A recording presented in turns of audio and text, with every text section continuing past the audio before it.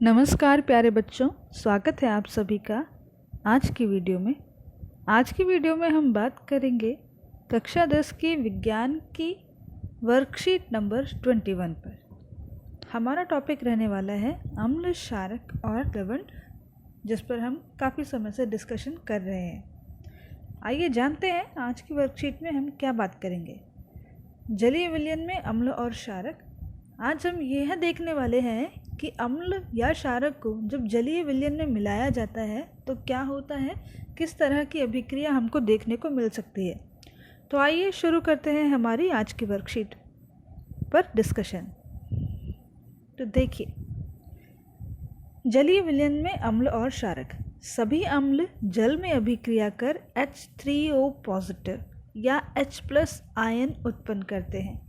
अब ये H3O positive या H+ आयन, H+ तो आप जानते ही हैं, इस पे हम बात कर चुके हैं। अब आज एक और नया नाम सामने आ रहा है, H3O पॉजिटिव। ये किस तरह से आ रहा है, आइए इसको भी जान लेते हैं। देखिए बेटा, अगर हम ले लें कोई एक अम्ल, जैसे कि उदाहरण में हमने यहाँ पर लिया हुआ है HCl। अगर हम ले लें ये HCl और इसकी अभिक्रिया कराएं जल के साथ यानी कि H2O के साथ, तो HCl, इसको बेहतर होगा हम अलग अलग लिख दें, C कैपिटल और L स्मॉल होगा। HCl साथ में डालने वाले हैं हम जल, तो क्या होगा यहाँ से हम देखेंगे कि हमारा H3O पॉजिटिव बनेगा, H3O और उसके ऊपर एक पॉजिटिव साइन प्लस क्लोरीन अलग हो जाएगा। देखिए कैसे हुआ, ये यहाँ से ब्रेक हुआ, यहाँ से टूटा, तो क्लोरीन अलग चला गया अपना इलेक्ट्रॉन लेके, और जो H2O था उस H2O ने इस हाइड्रोजन को बुला लिया अपने पास। तो H2O पहले ही था, उसमें एक हाइड्रोजन और जुड़ जाएगा तो क्या बन जाएगा, H3O। तो वही हुआ, और हाइड्रोजन के ऊपर धनात्मक आवेश होता है, प्लस चार्ज होता है, इसीलिए हाइड्रोजन प्लस के यहाँ आ जाने से ओवरऑल हमें इसके ऊपर एक प्लस चार्ज यानी कि धनात्मक आवेश देखने को मिलेगा। तो ये हो गया हमारा हाइड्रोनियम आयन। हाइड्रोनियम आयन, आइए इसको और जानते हैं। जल की अनुपस्थिति में HCl अणुओं में से हाइड्रोजन आयन पृथक नहीं हो सकते हैं। अगर जल की उपस्थिति नहीं है, हम अभिक्रिया कराएं, HCl ले लिया और HCl के साथ अगर मैंने H2O डाला ही नहीं तो यहाँ से H+ अलग नहीं हो पाएगा। हाइड्रोजन आयन स्वतंत्र रूप में नहीं रह सकते। हाइड्रोजन आयन इस तरह से अकेला नहीं रह सकता, लेकिन केवल कुछ खास कंडीशन में ही रह सकता है। कब? जल के अणुओं के साथ मिलकर रह सकता है। यानी कि अगर जल का अणु है, एक H2O जल का अणु हुआ, इस जल के अणु को एक और अगर H+ मिल जाए तो ये क्या हो जाएगा, हमारा H2O बदल जाएगा H3O में, और इस पर आ जाएगा एक पॉजिटिव चार्ज, धनात्मक आवेश। इसीलिए हाइड्रोजन आयन को सदैव H+ एक्वस। अब ये देखिए, H+ एक्वस लिखने से क्या मतलब है, H+ यानी कि ये वाला H+, एक्वस का मतलब होता है जल, यानी H+ जल से जुड़ा हुआ। तो वो कैसा हो सकता है, H+ जल से जुड़ा हुआ कैसा होगा, H3O ही तो होगा, यही हो सकता है, और तो कुछ नहीं हो सकता। तो H+ एक्वस का क्या मतलब हुआ, H3O पॉजिटिव, ये हुआ H+ एक्वस। एक्वस यानी कि जलीय, या हम इसको hydronium ion, simply hydronium ion के रूप में लिख सकते हैं, H3O पॉजिटिव, सीधा सीधा यही लिख दिया, या फिर H+ एक्वस लिख दिया, दोनों का मतलब एक ही है। ये इस तरह से हम इसको दर्शा सकते हैं। हम देखिए, H+ और H2O जुड़ेगा तो बन जाएगा हमारा हाइड्रोनियम आयन। क्षारक जल में हाइड्रोक्साइड आयन उत्पन्न करते हैं, ये हम जानते हैं बहुत अच्छे से। जल में अगर कोई क्षारक घुल जाता है तो ऐसे क्षारक को हम क्षार बुलाते हैं। अगर कोई क्षारक जल में घुलता है, हर क्षारक जल में नहीं घुलेगा, नहीं अच्छे से डिज़ोल्व होगा, लेकिन अगर वो हो पा रहा है अगर कोई क्षारक जल में डिसॉल्व हो रहा है, घुल रहा है, तो ऐसे क्षारक को हम क्षार बुलाते हैं। फॉर एग्जाम्पल देखिए, हमारे पास ये KOH यानी कि पोटेशियम हाइड्रोक्साइड एक क्षारक है। इसकी अभिक्रिया कराई हमने जल के साथ हमने इसको मिलाया। हम क्या देखेंगे कि K+ अलग हो गया, OH अलग हो गया, K+ एक्वस और OH अलग हो गया। अब K+ एक्वस से क्या मतलब है कि K+ भी जल के साथ मिला हुआ है और OH एक्वस यानी कि OH भी जल के साथ मिला हुआ है। एक्वस यानी कि जलीय है, यानी कि पानी में घुल गया है, यानी कि ये एक क्षार है। इसी तरह हमको एक और उदाहरण दिया गया है मैग्नीशियम हाइड्रोक्साइड का, MgOH whole twice magnesium hydroxide.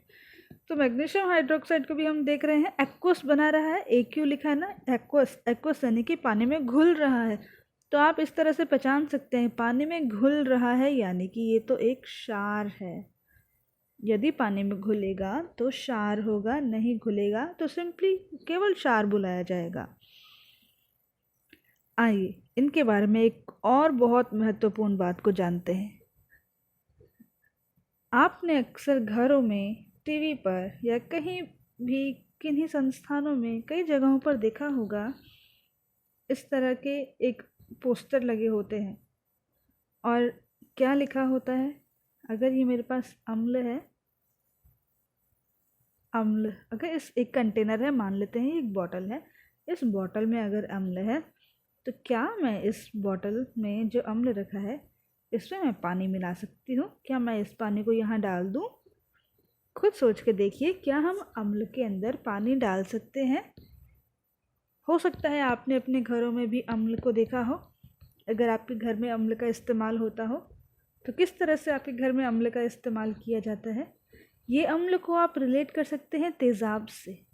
अक्सर घर में सफाई के लिए तेज़ाब का इस्तेमाल किया जाता है। कुछ ज़िद्दी दागों को हटाने के लिए तेज़ाब का इस्तेमाल किया जाता है। तो वो तेज़ाब बहुत गाढ़ा होता है, हानिकारक होता है, वो हमारे हाथों को, हमारी स्किन को नुकसान कर सकता है। तो उसके लिए उसको तनु बनाया जाता है, गाढ़े को पतला बनाया जाता है, उसमें पानी मिलाया जाता है। तो क्या ये करना सही है? तेज़ाब में पानी मिलाना क्या सही है या गलत है? आइए इस पर बात कर लेते हैं। देखिए, हमने मान लीजिए लिया एक कंटेनर, ये रहा एक कंटेनर, ये रहा दूसरा कंटेनर।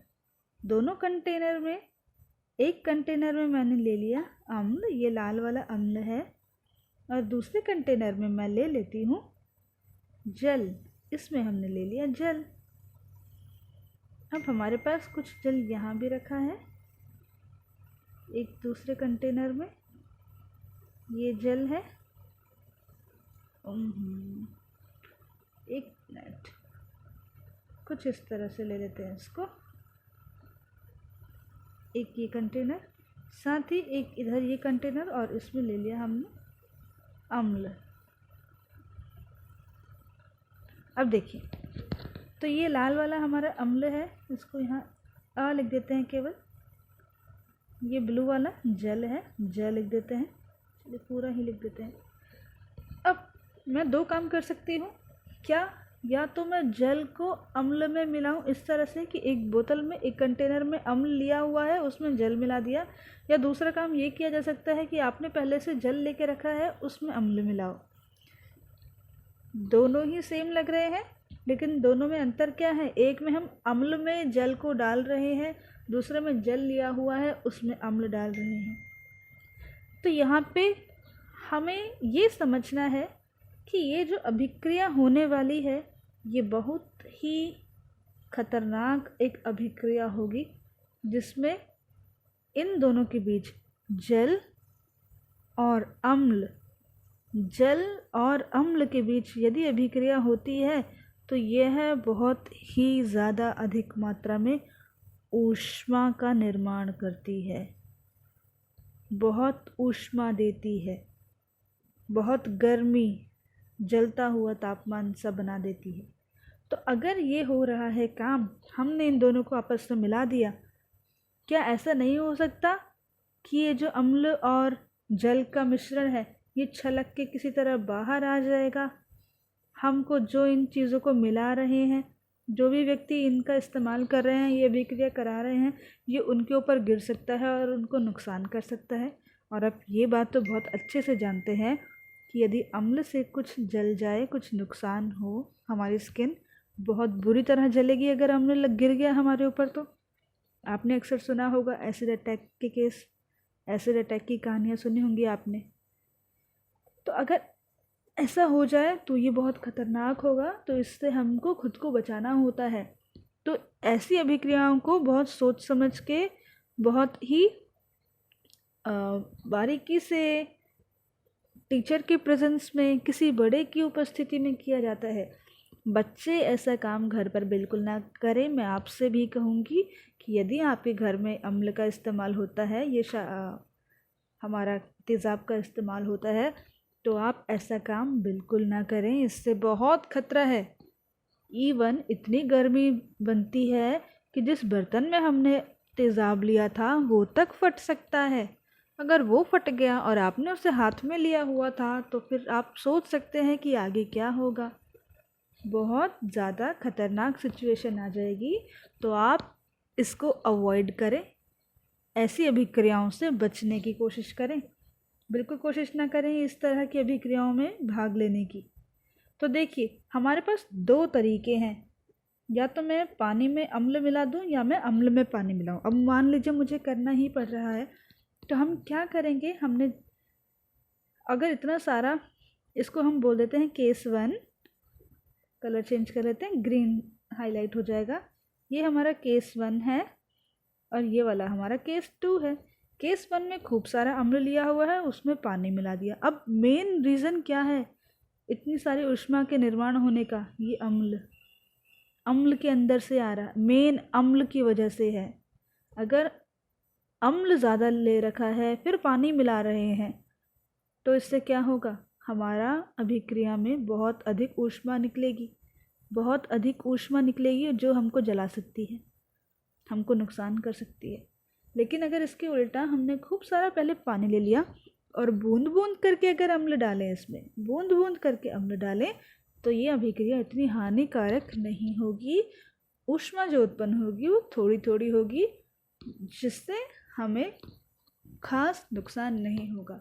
लेकिन मैं आपसे फिर कहूँगी कि आप ऐसी अभिक्रियाओं को अपने घर पर करने की कोशिश ना करें, बिल्कुल ना करें। आपको यहाँ पे समझा दिया है। आपको अगर इसमें इंटरेस्ट आता है, आप इसको समझना चाहते हैं, तो आप YouTube से इस पर कुछ वीडियोस सर्च करके देख सकते हैं। आप बिल्कुल कोशिश ना करें इन अभिक्रियाओं को घर पर करने की। तो हमें क्या कर लेना चाहिए, हमें पानी ले लेना चाहिए और उस पानी में हम बूंद बूंद करके अम्ल को मिलाएंगे, तो हमारी जो अभिक्रिया है वो कम ऊष्मा का निर्माण करेगी। तो देखिए, ऐसी अभिक्रियाएं जहाँ ऊष्मा का निर्माण होता है उनको हम ऊष्माक्षेपी अभिक्रिया बुलाते हैं। तो ये भी ऊष्माक्षेपी अभिक्रियाएं ही हैं। देखिए, जल में अम्ल या क्षारक के घुलने की प्रक्रिया अत्यंत ऊष्माक्षेपी होती है। जल में सांद्र नाइट्रिक अम्ल या सल्फ्यूरिक अम्ल को मिलाते समय अत्यंत सावधानी रखनी चाहिए। अम्ल को सदैव धीरे धीरे तथा जल को लगातार हिलाते हुए जल में मिलाना चाहिए। सांद्र अम्ल में जल मिलाने पर उत्पन्न हुई ऊष्मा के कारण मिश्रण आस्फलित होकर बाहर आ सकता है। आपका जो आपने बीकर लिया था वो फट भी सकता है, वो ब्लास्ट हो सकता है। मिश्रण में इतनी गर्मी पैदा हो जाएगी कि वो बाहर निकल के आ जाएगा तथा आप जल सकते हैं।